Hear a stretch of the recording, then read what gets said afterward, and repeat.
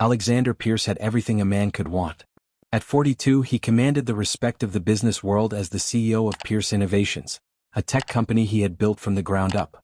His corner office on the 50th floor of a gleaming Manhattan skyscraper offered panoramic views of the city that never sleeps. But despite his net worth of over $300 million, the designer suits, and the penthouse in the most exclusive building in the city, Alexander felt hollow inside. Success had come at a price he hadn't fully understood until it was too late.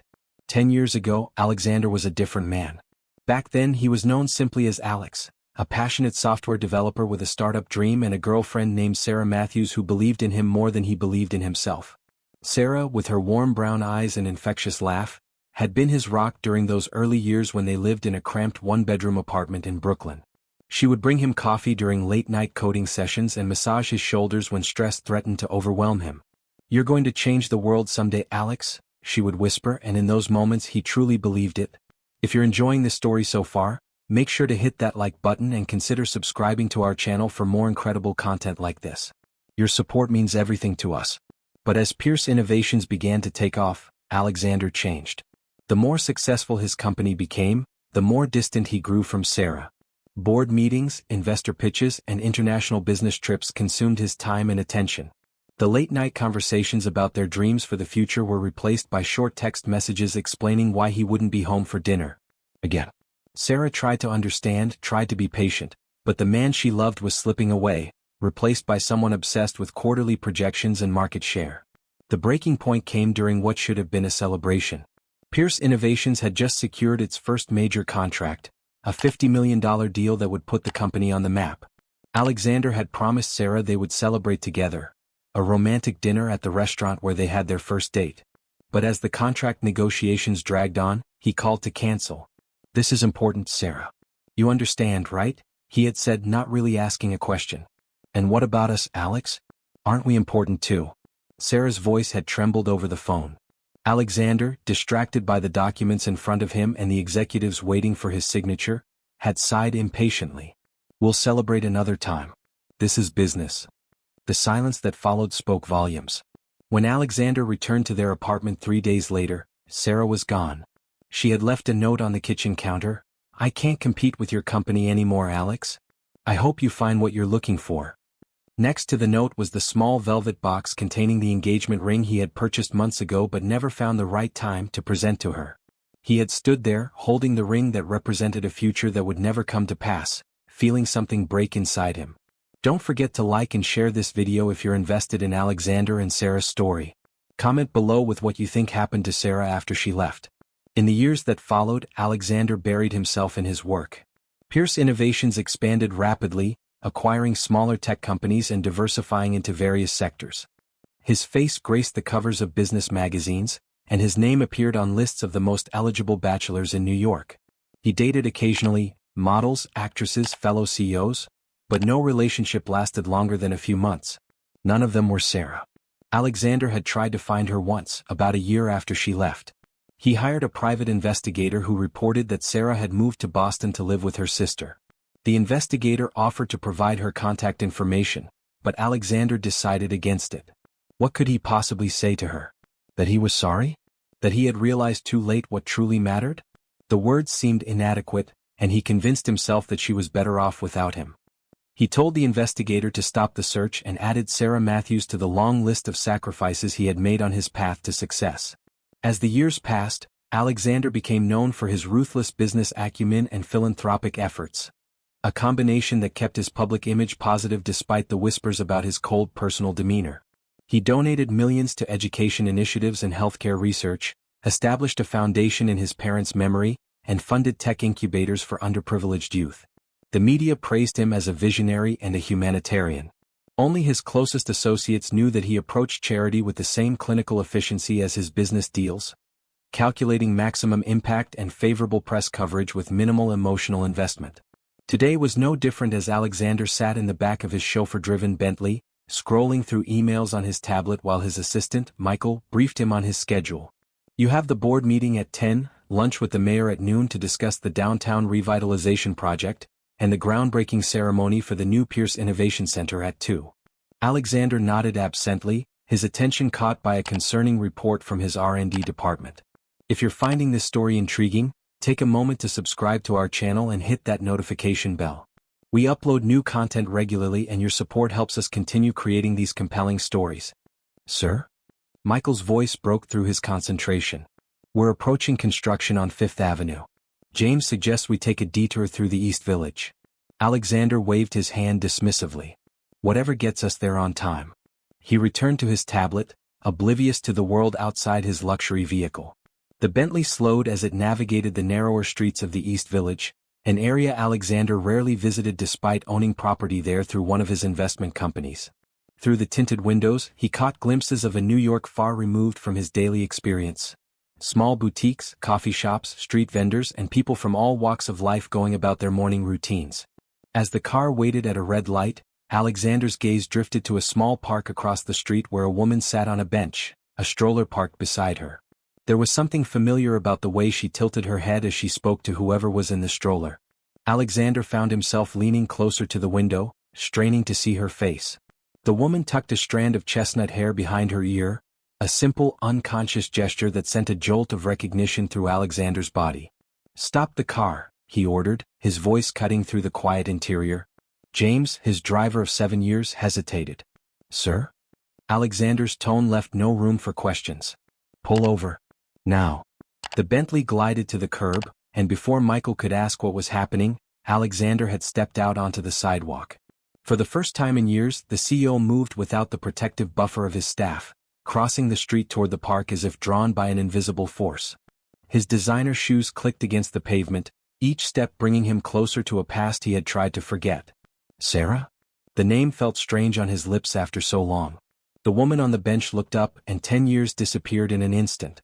Despite the changes time had wrought, the new lines around her eyes, the weariness in her posture, those warm brown eyes were unmistakable. "Sarah Matthews. Is Sarah?" Recognition dawned in her eyes, followed quickly by shock and something else. Fear? Shame? Alexander couldn't quite read the emotion before she averted her gaze. "Alex," she said softly, not a question but an acknowledgement. Her voice was huskier than he remembered, as if she hadn't used it much lately. If you're enjoying this unexpected reunion, don't forget to hit the like button and leave a comment sharing your thoughts. What do you think will happen next between Alexander and Sarah? Alexander stood awkwardly before her, suddenly conscious of his expensive suit and the Bentley waiting across the street. In contrast, Sarah wore a threadbare coat several sizes too large for her thin frame. The stroller beside her had seen better days, with a taped-up handle and mismatched wheels. It's been a long time," he said, immediately regretting the banality of his words. Sarah nodded, her hands nervously adjusting a worn blanket in the stroller. 10 years, she confirmed. A small sound from the stroller drew her attention, and she reached in to soothe its occupant. Alexander peered inside, expecting to see a single child. Instead, he found himself looking at two identical faces, twin girls, perhaps 3 years old, with chestnut hair like their mother's and eyes that seemed strangely familiar. "Your daughters?" he asked, though the answer was obvious. Sarah nodded again, a protective arm moving to the stroller handle. "Emma and Olivia," she said, introducing the twins who regarded Alexander with solemn curiosity. He offered a small wave, which one of the girls, Emma or Olivia, he couldn't tell which, returned shyly while the other hid her face against a stuffed rabbit missing one ear. Alexander's mind raced with questions. Where was Sarah living? Was she married? Who was the father of these children? But the worn clothes, the dilapidated stroller, and the way Sarah kept glancing around as if worried someone might ask her to leave the park told a story he wasn't prepared to hear. Before he could formulate a question that wouldn't sound intrusive or condescending, Sarah spoke. "We should go," she said, rising from the bench with a slight wince that suggested physical discomfort. "It was unexpected seeing you, Alex." She gripped the stroller handle tightly, preparing to walk away just as she had 10 years ago, but this time Alexander couldn't let her go. "Sarah, wait." He stepped forward, then stopped when she flinched almost imperceptibly. "Can we talk? Please?" He gestured toward a small cafe across from the park. "Just coffee. I'd like to catch up." What he really wanted to say was that he needed to understand what had happened to her, how the confident, vibrant woman he had known had ended up here, apparently struggling with 2 young children. Sarah hesitated, looking from Alexander to her daughters and back again. "I don't think that's a good idea," she said finally. We live very different lives now. She began to push the stroller away, but Alexander gently touched her arm. Please, he said again, pouring 10 years of regret into the word. Just 30 minutes. If you're on the edge of your seat wondering if Sarah will accept Alexander's invitation, make sure to like and subscribe. Your engagement helps us bring you more dramatic stories like this one. Something in his expression must have reached her because Sarah sighed and nodded reluctantly. 30 minutes, she agreed. But not at the cafe. There's a bench by the playground where the girls can play while we talk. Alexander followed her to a more secluded area of the park, acutely aware of the stares from passers-by. A man in a $3,000 suit walking beside a woman who clearly had not been shopping at Saks Fifth Avenue anytime recently. As they settled on the bench and Sarah helped the twins out of the stroller, Alexander took the opportunity to study her more closely. She was thin, too thin, with dark circles under her eyes and a pallor that spoke of poor nutrition and inadequate rest. But there was a quiet dignity in the way she interacted with her daughters, ensuring they were safely playing in the sandbox before turning her attention back to him. You look successful, Sarah said, breaking the uncomfortable silence. Pierce Innovations is everywhere these days. You did it, Alex. You changed the world just like I always said you would. There was no bitterness in her voice, only a wistful acknowledgement of dreams realized, his dreams, not theirs. Alexander shifted uncomfortably. The company is doing well, he admitted. But success isn't exactly what I thought it would be. He looked at her directly. What about you, Sarah? What happened after you left? He couldn't bring himself to say, after I drove you away, though that's what he meant. Sarah's gaze drifted to her daughters, who were carefully constructing what might have been a sandcastle if one squinted and used a healthy dose of imagination. Life happened, she said simply. Some of it good, some of it not so good. She seemed reluctant to elaborate, but Alexander's expression must have conveyed his need to understand because she sighed and continued. I moved to Boston to stay with my sister like I told you in my note, she began. I got a job teaching art at an elementary school, not glamorous but I loved it. I met someone, got married. She twisted her hands in her lap, and Alexander noticed the absence of a wedding ring. His name was Daniel. He was a firefighter. A good man. The past tense hung heavy in the air between them. 2 years ago there was a warehouse fire. Daniel? Her voice caught and she took a moment to compose herself. He didn't make it out. I was 5 months pregnant with the twins. The simple tragedy of her statement hit Alexander like a physical blow. I'm so sorry, Sarah, he said softly, resisting the urge to take her hand. Sarah took a deep breath before continuing her story. After Daniel died, everything fell apart. The insurance money wasn't enough. I couldn't work with newborn twins and no childcare I could afford. We lost our apartment. My sister took us in for a while, but her husband lost his job, and they couldn't support all of us. She glanced at Alexander, a flash of pride in her eyes despite her circumstances. I've never been one to overstay my welcome. We came to New York 3 months ago. I thought there might be more opportunities here. Alexander felt a wave of shame wash over him. While he had been amassing his fortune, the woman he once loved had been fighting just to survive. Where are you staying? He asked, dreading the answer. Sarah's hesitation told him everything. We're between places right now, she said carefully, the euphemism hanging in the air. There's a shelter on 28th Street that takes women with children, but they only allow 2-week stays. We've been improvising since then. If you're moved by Sarah's story, please take a moment to like this video and share it with others who might appreciate this powerful narrative. Improvising? Alexander echoed, his mind conjuring images he couldn't bear to consider. Sarah shrugged, a small gesture that attempted to minimize the gravity of her situation. We spend days in parks, libraries, anywhere warm and free. At night. She glanced at her daughters, lowering her voice. There's an abandoned building near the old garment district. Others like us stay there. It's not ideal, but it's better than the street. Alexander felt physically ill. Sarah and her daughters were homeless. The woman who had believed in him when he had nothing, who had supported his dreams and ambitions, was sleeping in an abandoned building with 2 innocent children. Why didn't you reach out? He asked, immediately regretting the question when Sarah's expression hardened. And say what exactly? Hello, ex-boyfriend I haven't spoken to in a decade. I'm a widow with twins and we're homeless. Can you spare some change? Sarah shook her head. I have my pride, Alex. Besides, from what I've read about CEO Alexander Pierce in the business pages, he's not exactly the same person as the Alex I once knew. The truth in her words stung, but Alexander couldn't deny them. "I understand," he said quietly.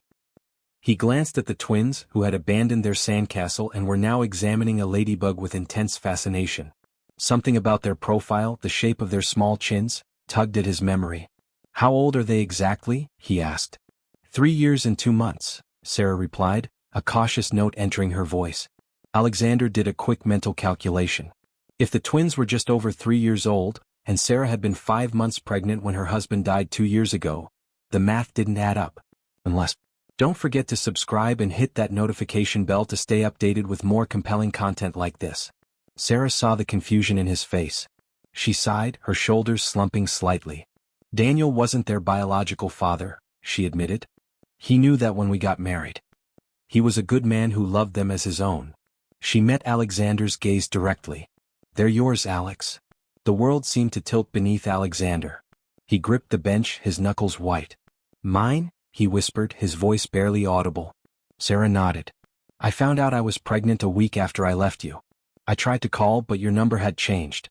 I went to your office, but your new assistant said you were in Japan for a month. I left messages that were never returned." Her voice held no accusation, just a statement of facts. "Eventually, I accepted that our paths had diverged for good.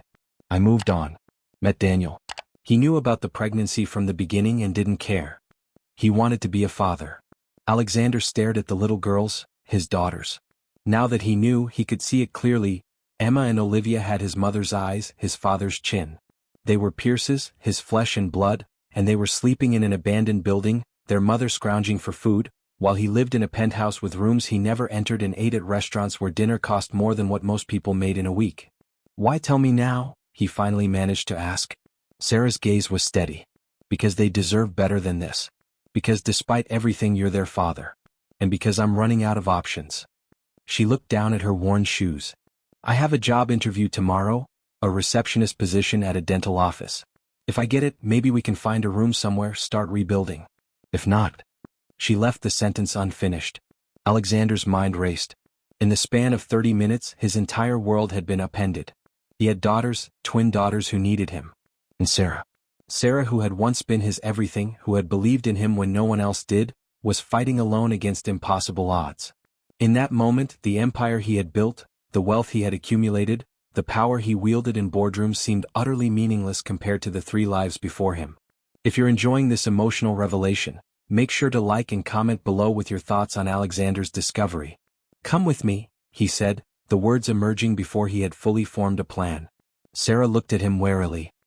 "Alex, I didn't tell you this too," Alexander cut her off gently. "I know. You're not asking for anything. But I'm offering. Please let me help. Not just financially, but..." He searched for the right words. "Let me be part of their lives. Let me try to make up for lost time." Sarah studied his face, looking for the man she had once known in the features of the powerful CEO he had become. "It's not that simple," she said after a long moment. "You can't just waltz in after 3 years and claim fatherhood. Emma and Olivia don't know you. I barely know you anymore." Alexander nodded, acknowledging the truth in her words. "You're right. But we can start somewhere. Today. Right now." He gestured to the twins, who were now watching a squirrel dart up a nearby tree. "Let me take all of you to lunch. A real meal. Then maybe we can talk about what comes next." Sarah hesitated, weighing her pride against her daughter's needs. After what seemed like an eternity, she nodded. "Lunch would be nice," she conceded. "The girls haven't had a restaurant meal since..." She couldn't remember when. Alexander stood, offering his hand to help her up. After a moment's hesitation, Sarah accepted it, her small, calloused hand disappearing into his larger one. As they gathered the twins and headed toward a family restaurant Alexander had spotted down the block, decidedly not his usual Michelin-starred establishment, he felt a strange sense of rightness, as if pieces of a puzzle he hadn't known was incomplete were finally falling into place. The meal was initially awkward. The twins were shy around this strange man in his fancy clothes, and Sarah was clearly uncomfortable as she helped them navigate the children's menu. Alexander, used to commanding boardrooms and negotiating billion-dollar deals, found himself at a loss for how to connect with 3-year-old girls. But when he inadvertently created a mustache with his napkin while wiping his mouth, eliciting giggles from both Emma and Olivia, the ice began to thaw. If you're touched by this family's journey to reconnect, Take a moment to hit that like button and share this video with someone who might need a reminder about what truly matters in life. By the end of the meal, Olivia was showing Alexander her one-eared rabbit named Hoppy, while Emma solemnly explained the difference between good monsters, who lived under beds, and bad monsters, who lived in closets. A distinction Alexander promised to remember. Sarah watched their interactions with a guarded expression, hope and fear battling in her eyes. As Alexander paid the bill, he made a decision. "I have a property," he told Sarah as they left the restaurant. "An apartment building in Brooklyn that one of my companies renovated last year. There's a 3-bedroom unit that's vacant. It's yours if you want it." Sarah stiffened. "I told you I'm not looking for charity." Alexander shook his head. "Not charity. Think of it as back child support. I've missed 3 years of financial responsibility. Consider this a start in making up for that." When Sarah still looked uncertain, he added, "The girls need a safe place to sleep, Sarah.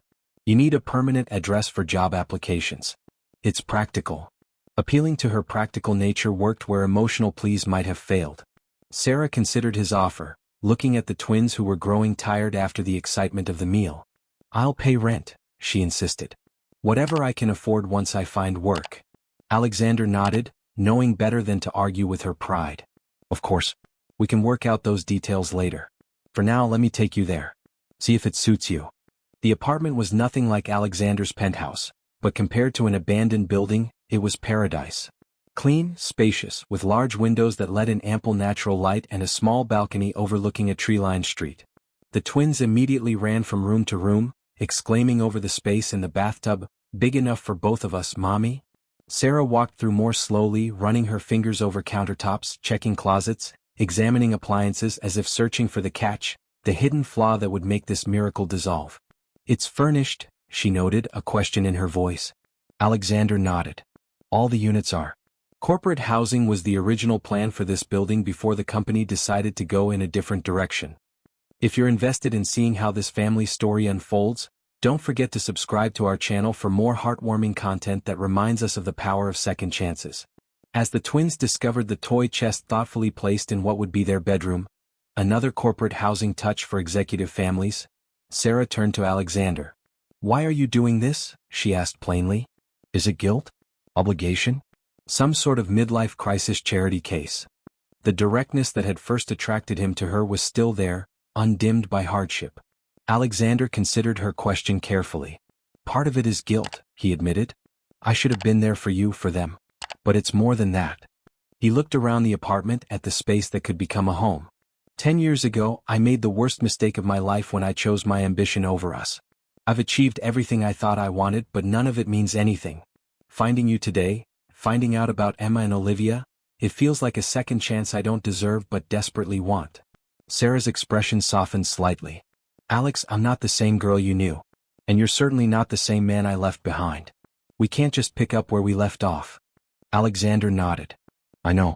I'm not asking for that. I'm asking for a chance to be a father to my daughters. And maybe, in time, a friend to you." A small voice interrupted their conversation. "Mommy, can we stay here? Please?" Emma stood in the doorway, Olivia half hidden behind her, both looking at their mother with hopeful eyes. Sarah knelt to their level. "Would you like that? To live here?" Both girls nodded enthusiastically. "There's a real bathtub," Olivia whispered as if sharing a magnificent secret. "And a bed for Hoppy," Emma added, equally awed. Sarah looked up at Alexander, vulnerability and determination warring in her expression. "We'll stay," she decided. "But on my terms. I pay what I can in rent. I find a job. We establish clear boundaries." She glanced at the twins. "And we take things slow with them. No confusing them with too much information too quickly." Alexander agreed immediately. "Whatever you think is best. I just want to help. To be involved however you'll allow." His phone buzzed insistently in his pocket. Michael, no doubt wondering where his boss had disappeared to for the past 2 hours. For the first time in his career, Alexander ignored it. Don't forget to hit that like button if you're enjoying this emotional journey and want to see more content like this. Instead, he focused on the practical matters at hand. The apartment needed basic supplies, food, toiletries, linens. The twins needed clothes that fit and weren't worn thin. Sarah needed rest and proper medical attention. Her persistent cough and too thin frame concerned him. All of these were problems he could solve immediately, without overstepping the boundaries Sarah had established. Within hours, the apartment was stocked with essentials. Alexander had sent his assistant, once he finally answered his phone, on a shopping expedition with explicit instructions to purchase everything a family with young children might need, from groceries to bedding to age-appropriate toys. Michael, to his credit, had asked no questions, even when tasked with selecting princess-themed pajamas and stuffed animals to join Hoppy in his new home. Sarah had watched the transformation of the apartment with a mixture of gratitude and unease. "This is too much," she protested as delivery after delivery arrived. Alexander shook his head. "It's the bare minimum," he countered. "And all of it is practical. Nothing extravagant."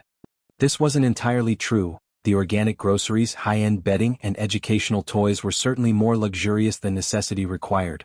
But Sarah was too exhausted to argue. By evening, the twins were bathed, an event that involved more water on the floor than in the tub, fed and tucked into their new beds. Sarah emerged from their room to find Alexander sitting quietly in the living room, unwilling to leave but uncertain of his place in this new dynamic. "They're asleep," she said, sinking into an armchair across from him. "They haven't slept in a real bed in months. I'm not sure they remember what it's like." Alexander nodded, his heart breaking at the thought of his daughters, sleeping on floors or in shelters. "Sarah, I know we have a lot to figure out, but there's something important I need to tell you." He leaned forward, his expression serious. "I want to legally acknowledge the twins as my children. With your permission, of course. They should have my name, inheritance rights, everything that comes with being a Pierce." Sarah tensed. "That's moving very fast, Alex. And it complicates things considerably. Right now you're just a kind stranger to them. If you're their legal father..." She trailed off, the implications hanging between them. Alexander understood her concerns. Once paternity was legally established, there would be no going back. He would have rights as well as responsibilities. If you're finding this story meaningful, please take a moment to like, share, and subscribe to our channel. Your support helps us create more content that explores the complexities of human relationships and the power of forgiveness. "I understand your hesitation," he said gently. "But I've missed 3 years of their lives already. I don't want to miss any more. We can take it as slowly as you need with them emotionally, but legally, I want to do right by them." He hesitated, then added, "And by you. Child support, healthcare, education funds, all of it should be formalized. Not because I think you'll take advantage, but because they deserve the security." Sarah was quiet for a long moment, considering his words. "You really have changed," she finally said. "The Alex I knew wouldn't have thought about security and legal protections." Alexander gave a rueful smile. 10 years in the corporate world teaches you to think about contingencies. But this isn't about business. It's about family. The word hung in the air between them, family. Something neither of them had truly had in years. Sarah had lost her parents before she met Alexander, and his had died while he was building his company. Both had been alone in their own ways, even if Alexander's solitude was cushioned by wealth. "We can talk to a family lawyer," Sarah conceded. "But not yet. Give us time to settle in, to establish some kind of routine. Let the girls get to know you first." Alexander nodded, willing to accept any terms that kept him in their lives. "However long it takes," he agreed. "I'm not going anywhere." As if to prove his point, he reached into his pocket and pulled out a key. "For you," he said, placing it on the coffee table between them. "To the apartment. It's yours for as long as you want it. No strings attached." Sarah picked up the key, turning it over in her fingers. Such a small object, yet it represented so much: safety, stability, a fresh start. "Thank you," she said simply. Alexander checked his watch reluctantly. "I should go," he said, though everything in him wanted to stay, to be there when the twins woke in the morning, to make them breakfast, to begin learning how to be a father. "You all need rest. But I'd like to come by tomorrow if that's all right? Maybe bring dinner?" Sarah nodded, a small smile lifting the corners of her mouth. "The girls would like that," she said. "They were quite taken with your napkin mustache." Alexander felt a surge of irrational pride at having made a positive impression on his daughters. "I know a few more tricks," he promised. "Spoon on nose. Pretzel ears. All the sophisticated dining etiquette they should learn." The jest earned him a genuine laugh from Sarah, a sound he had missed without realizing how much. As he prepared to leave, she walked him to the door. "Alex," she said hesitantly, "today has been overwhelming. In good ways and confusing ones. I don't know what happens next, but..." She met his eyes directly. "Thank you for today. For giving them a safe place to sleep. Don't miss out on our upcoming videos by subscribing and turning on notifications. Your support means everything to us. Alexander swallowed the emotion rising in his throat. I should have been there from the beginning, he said quietly. But I promise you, Sarah, I'll be here from now on. For all of you. On impulse, he reached out and squeezed her hand gently before stepping into the hallway. Get some rest. I'll see you tomorrow. As the door closed behind him, Alexander stood in the hallway for a long moment, processing the incredible turn his life had taken in a single day. This morning he had been CEO Alexander Pierce, focused on quarterly projections and market expansions. Now he was simply Alex again, a father who had missed the first 3 years of his daughter's lives and was determined to make up for lost time. He pulled out his phone and called Michael, his assistant. Cancel all my appointments for the next week, he instructed. Family emergency. It was the first time in 10 years he had used those words, and they felt right. More right than any business decision he had ever made.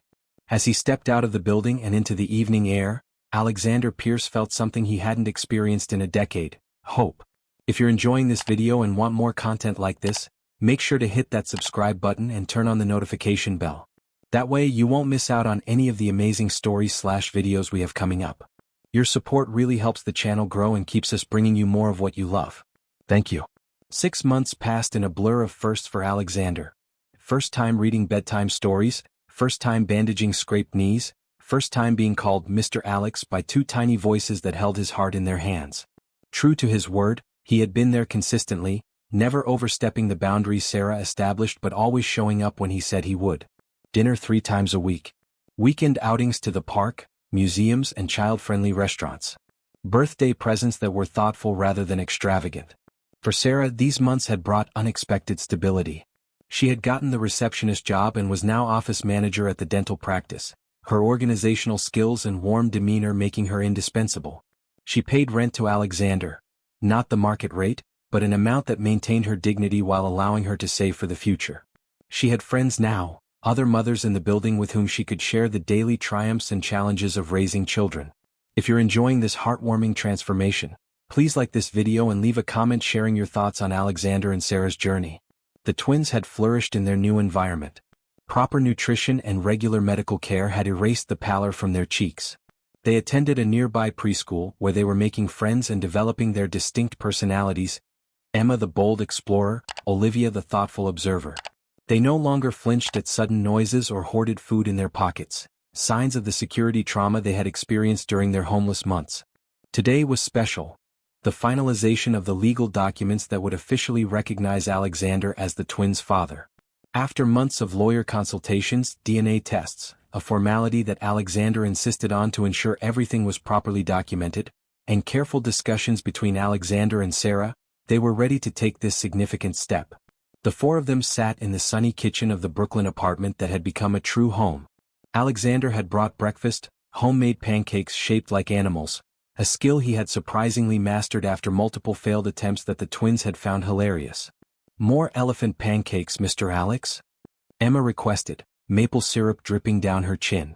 Alexander obliged, carefully pouring batter into the familiar shape. You're getting good at that, Sarah observed, sipping her coffee as she watched him. There was a warmth in her eyes that had been absent 6 months ago, a cautious trust that had grown with each promise Alexander kept. He smiled at her over the twins' heads. Practice makes perfect. Though I think my pancake skills are the only thing impressive about me as far as these 2 are concerned. Don't forget to hit that like button and subscribe if you're enjoying this story of redemption and family.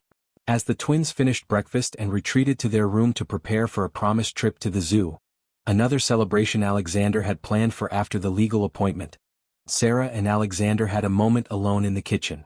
Are you sure about this? She asked, not for the first time. Once it's official, there's no going back. Your life will change forever. Alexander leaned against the counter, considering her question seriously. His life had already changed fundamentally. Pierce Innovations still thrived, but he had appointed a COO to handle daily operations, allowing him to work remotely 3 days a week from a home office he had set up near the Brooklyn apartment. Board members had initially questioned his reduced presence, but the company was performing better than ever, perhaps because its CEO now understood what truly mattered in life. I've never been more certain of anything, he told Sarah. These past 6 months have been the happiest of my life. Emma and Olivia. He shook his head, still amazed by the depth of his love for his daughters. They're everything. They've given me a purpose beyond balance sheets and market share. Sarah studied him for a long moment. And what about us, Alex? She asked quietly. It was a question that had hovered unspoken between them for months. Their relationship had evolved from awkward co-parents to something like friends, but both were conscious of the history they shared and the potential for something more. Alexander had been careful not to pressure Sarah, respecting that she was still grieving Daniel in many ways while adjusting to their new reality. That's entirely up to you, he said gently. I know I hurt you deeply 10 years ago. I know you built a life with someone else, someone who was there when I wasn't. I don't expect anything from you, Sarah. Your friendship, your willingness to let me be part of our daughters' lives, that's already more than I deserve. If you're moved by Alexander's growth and commitment, take a moment to like and share this video with someone who might need to hear this message of redemption. Sarah rose from the table, coming to stand before him. You're not the same man who chose his company over us, she acknowledged. The Alexander Pierce I see now puts family first. Shows up for school events. Learns to make elephant pancakes. A small smile played at her lips. The Alex I'm getting to know again is someone I could trust my heart to. Eventually. Alexander felt hope rise in his chest, but before he could respond, twin whirlwinds burst into the kitchen, dressed in matching outfits they had insisted on choosing themselves, a questionable combination of polka dots and stripes that somehow worked through the sheer force of their enthusiasm. We're ready for the zoo, Emma announced grandly. And for you to be our real daddy, Olivia added solemnly. The statement froze both adults. They had carefully explained to the twins that they would be going to an important appointment where Mr. Alex would officially become their daddy on paper, but had been cautious about pushing the terminology before the girls were ready. Is that okay? Alexander asked carefully, kneeling to their level. If I'm your daddy now? Not just Mr. Alex? Emma nodded decisively. You make good pancakes, she stated, as if this were the ultimate qualification for fatherhood. Olivia, always more reflective, added, and you don't go away even when you say you will be back later. You always come back. The simple trust in her statement nearly broke Alexander. I will always come back, he promised, his voice thick with emotion. Every single time. Don't miss out on more heartwarming content. Make sure to subscribe to our channel and hit that notification bell. The appointment itself was brief, signatures on documents, official congratulations from the family court judge who had expedited the process, and then they were outside in the bright spring sunshine, a legally recognized family. Alexander Pierce, CEO of a Fortune 500 company, found himself being dragged toward the zoo by two small girls who were entirely unimpressed by his corporate credentials but thought his ability to mimic animal sounds was nothing short of magical. Sarah walked beside him, a comfortable silence between them as they watched the twins skip ahead, their energy seemingly boundless. I was thinking, Alexander said casually, about buying a house. Something with a yard. Maybe in this neighborhood so the girls can stay in the same preschool. He glanced at Sarah. What do you think? I think, Sarah replied carefully, that would depend on whether you're planning to live in this house as well. Alexander stopped walking, turning to face her fully. I would like to, he admitted. Not right away. Not until you're ready. But yes, I would like us to be a real family, not just legally but in every way. Sarah considered his words, the caution that had protected her heart for so long battling with the undeniable truth of what she felt for this new version of Alexander.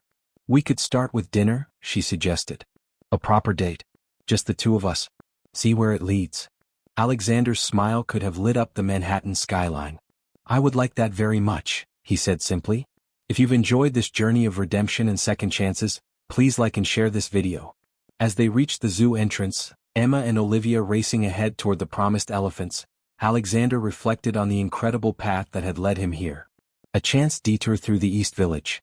A red light that had allowed him to notice a familiar face. A decision to stop the car rather than continue to his meeting. Small moments that had changed everything. 1 year later, Alexander stood in the backyard of their Brooklyn brownstone, watching as Sarah helped the twins plant flowers in the garden they had created together. His phone buzzed in his pocket, a message from his CFO about a potential acquisition, but he silently promised to look at it later. Right now there was nowhere else he needed to be. Sarah glanced up, catching his eye with a smile that still made his heart race. The gold band on her finger caught the sunlight, 3 months married, a small ceremony with the twins as flower girls and only their closest friends in attendance. Not the elaborate society wedding the business world had expected from CEO Alexander Pierce, but exactly what Alex, Sarah, Emma and Olivia had wanted.